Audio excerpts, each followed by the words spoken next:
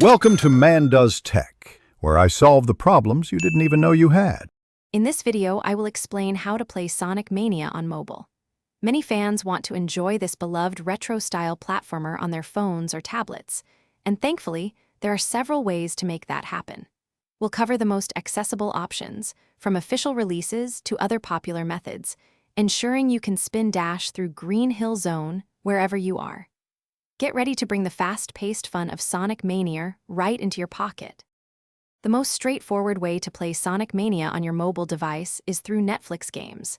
If you have an active Netflix subscription, you can simply download Sonic Mania Plus from your device's app store.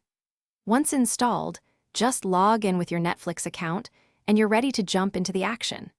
This official version includes all the Plus content, like Mighty and Ray, offering a complete and optimized experience for your phone or tablet. Beyond the official release, other methods exist for playing Sonic Mania on mobile. For Android users, emulators can run versions of the game originally designed for other consoles, though this requires a capable device.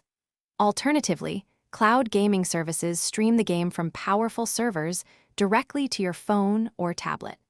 Both these options typically demand a stable, high-speed internet connection for optimal performance. Using a Bluetooth controller is highly recommended for a more authentic and enjoyable gaming session. To truly enhance your Sonic Mania mobile experience, consider a few key tips. First, a Bluetooth controller is almost essential for precise platforming, offering a much better feel than touch controls. Second, make sure your device has ample free storage, at least 1 GB, for game installations. Third, close any unnecessary background apps to free up system resources. Finally, for streaming or cloud gaming, always connect to a strong, stable Wi-Fi network to minimize lag and ensure smooth, uninterrupted gameplay. Thanks for watching.